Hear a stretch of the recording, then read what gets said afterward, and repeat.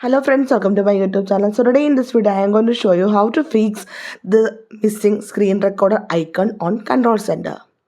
So in this device, if you go to the control center, you can see the screen recorder option is not there. So let me show you how to fix this one. Just tap on the plus icon on the top left side. Otherwise, press and hold the blank area on the control center. Tap on add a control.